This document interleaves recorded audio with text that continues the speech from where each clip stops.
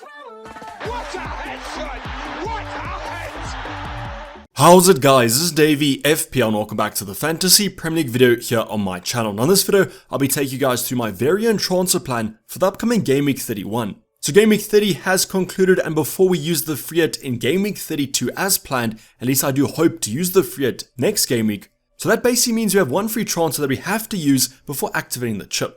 Now what that transfer will be dependent on injury news that unfortunately we haven't had prior to recording this video, but I'll be going over that a little bit later on.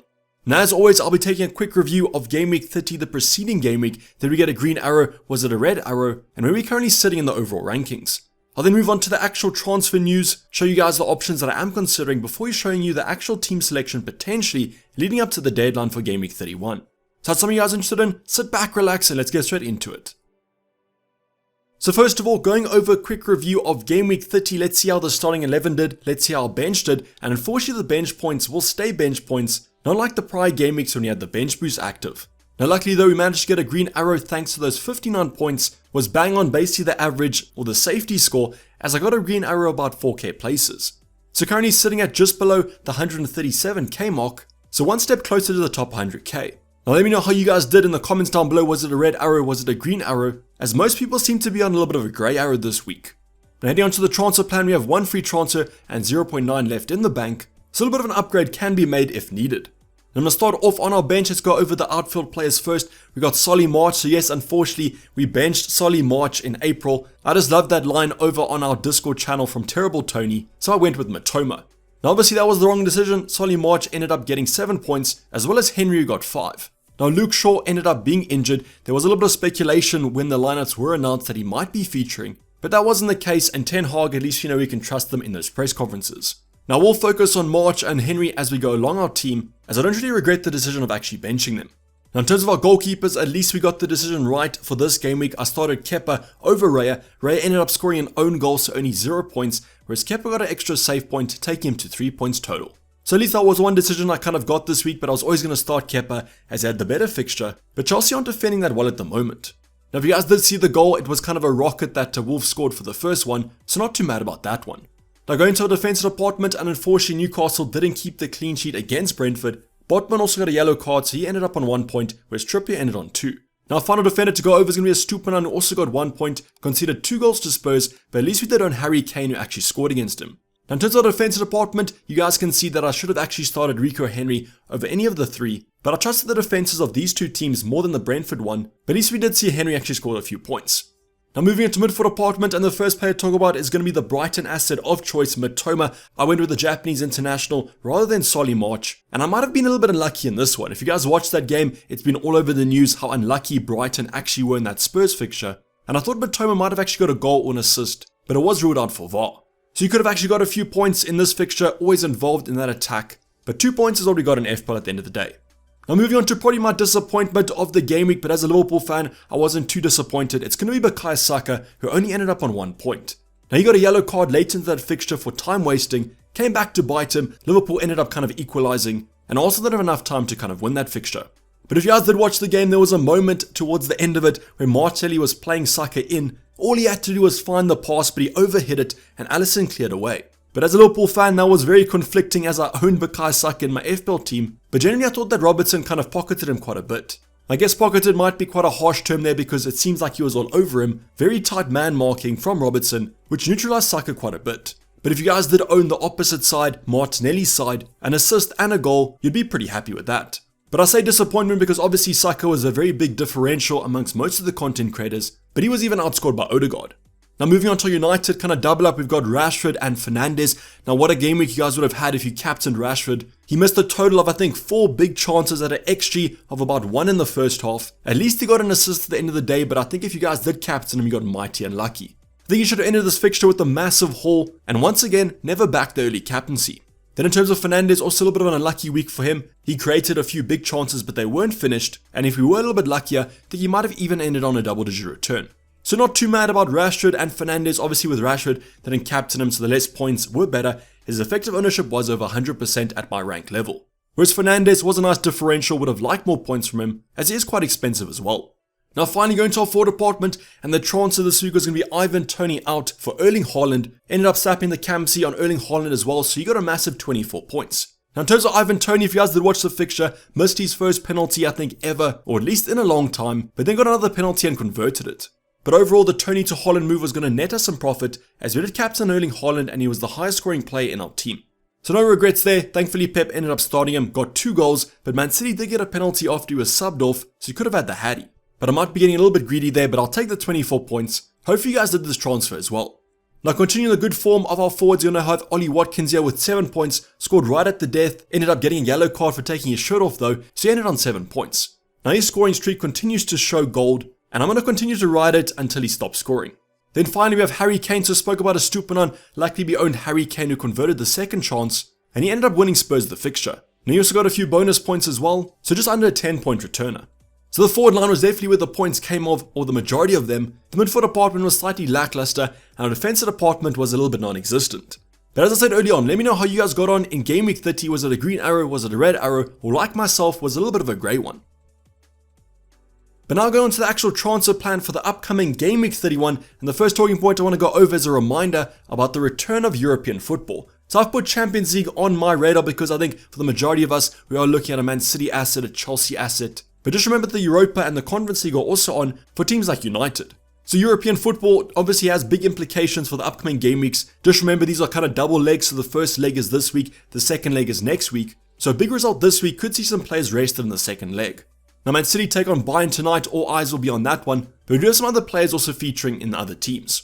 Now the reason I am showcasing this is because the two teams this week, Man City and United, are heavily involved in our transfer plans, mainly Rashford and Luke Shaw on the way out, potentially Jack Grealish on the way in, so we want to get an injury update on these players and see if they're actually fit to start. So what you guys can do is just focus tonight, Wednesday and Thursday night, and come that deadline coming up on Saturday, we should get all the news we need. But I just want to remind you guys about the return of European football because please don't make those early transfers. The last thing you want to do is bring in Jack Grealish for Rashford. Rashford ends up being fit for Thursday. Jack Grealish gets injured tonight, and then you're sitting on a transfer hit. So just pay attention to the football tonight. Don't make early transfers, and you guys should be fine. But going on to the actual transfer plan for our own team, and I want to give you guys kind of a briefing about the injury news that unfortunately we haven't got as I'm recording this video. The reason I kind of held off on this transfer plan, didn't release it yesterday, is because I wanted to go over Rashford news and Luke Shaw.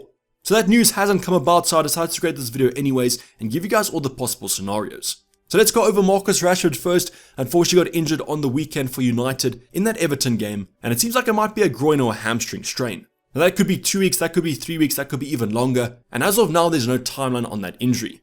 Now in terms of Luke Shaw, similar kind of situation, also had I think a hamstring strain or something like that, but he got injured in Game Week 29. Now Ten Hag did say that he expects Luke Shaw to be back fairly quickly. Now how quickly that is, who kind of knows, but if he's not in the squad on Thursday, I think it's safe to say that he's going to miss 31. Now obviously the big reason about these United assets, the reason we brought them in, is because of their double game week in Game Week 34. Now added to that, they have Nottingham Forest this week, so to have these options for Game Week 31 would be quite nice, but I guess it isn't essential with the bench we currently have.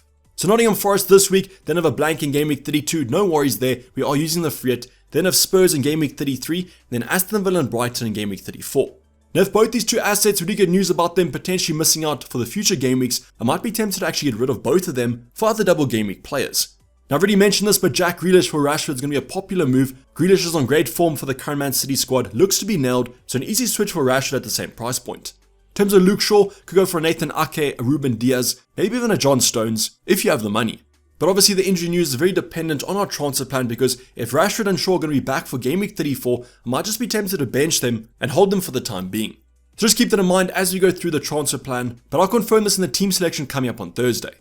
Now if these two players are out, who are your replacements going to be? As I've already mentioned, Jack Grealish, popular transfer in already, even before the Champions League games. Would I advise that? No, but I guess if you guys have the value for it, you might want to do it, but I'm going to hold for now.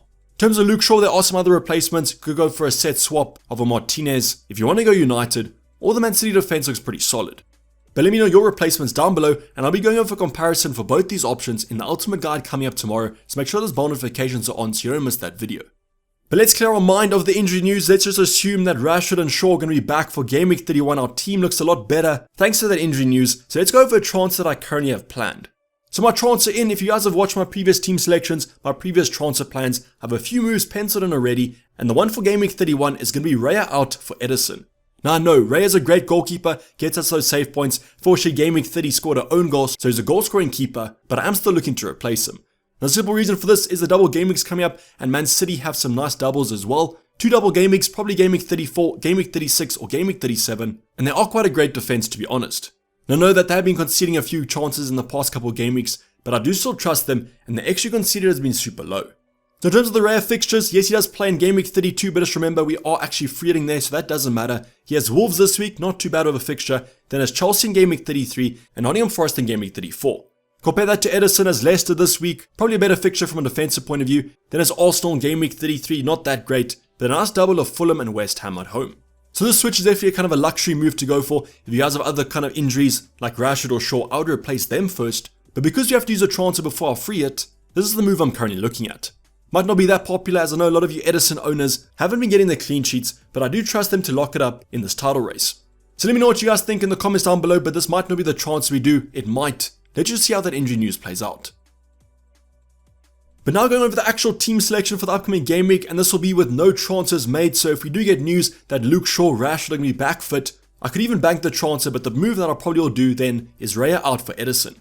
So starting off on our bench, you guys can see that we have another benching dilemma here. If all our options are fit, I'll be benching Kepa, March, Botman and Estupinan. Now with the Brighton assets, obviously it's always a risk kind of benching them, a great side going forward, have some defensive form, and Estupinan does offer that attacking threat.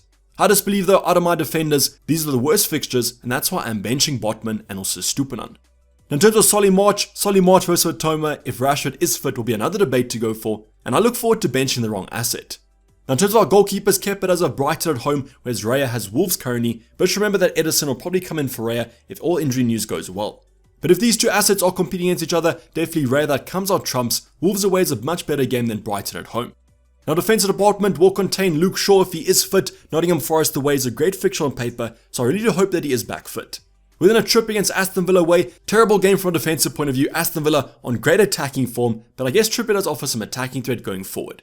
Then finally I doubled up on that Brentford defense. I've got Henry as my third defender against Wolves away like Raya.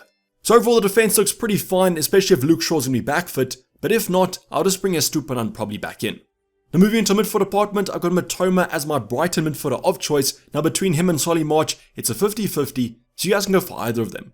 We then have Saka against West Ham away. Now West Ham are on a pretty bad run of form, so I really do hope that Saka repays us for this patience, as it is drawing quite thin. But at least he doesn't have European football to worry about, so Saka should be fine for the weekend. I should hope that Arsenal can bounce back from this Liverpool draw. Then our final two assets, Rashford and Fernandes, obviously assuming that Rashford is back fit. But Nottingham Forest away is a great game, there might even be Campsy potential. Now I should hope that Bruno Fernandes, if Rashford does miss out, is pushed up a bit higher, as he has been quite defensive these past couple of game weeks. Now forward department will be led by Erling Haaland. Now I've put the Campsy armband on the Norwegian already because I just think he's the best option to go for. As long as he does stay injury free against Bayern tonight, I think he's assured for a Hattie come the game week. We have Ollie Watkins against Newcastle at home. Now at least this is a home game for Ollie Watkins, and although we do own Trippier, I think that Ollie Watkins can score a goal in this one. Aston Villa as mentioned on great attacking form, and Ollie Watkins is in the form of his life. Then finally we might have the best fixture of the game week in the hands of Harry Kane. Bournemouth at home, great game. Any other game week we probably captain him, but I guess you can't look past Erling Haaland. Now Kane has been super consistent against Bournemouth at home, are still conceding a few goals, even though Bournemouth are playing better at the moment. So I expect big things from Harry Kane. Hopefully he does keep on scoring, as this season he's been a great FPL asset. So overall the team looks pretty stacked. If we do get some positive injury news, holding thumbs for Rashford and Luke Shaw, as this game week is a great one against Nottingham Forest away.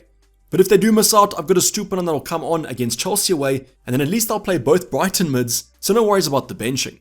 Potential moves that I could also do though are Luke Shaw or Rashford out, but if they are fit, I'll probably do Edison and Raya. Let me know what your transfer plans are at the current moment. Obviously I know the injury news is all up in the air, but if both Shaw and Rashford are fit, who are you taking out? This is a wrap for the video guys. Hope you did enjoy it. Don't like if you didn't subscribe if you haven't subscribed yet. I'll see you guys for the ultimate guide tomorrow and the team selection coming up on Thursday. Otherwise enjoy the European football. But I'm going to sign off. This has been Dayvy FPL and I'm out. Cheers, bye.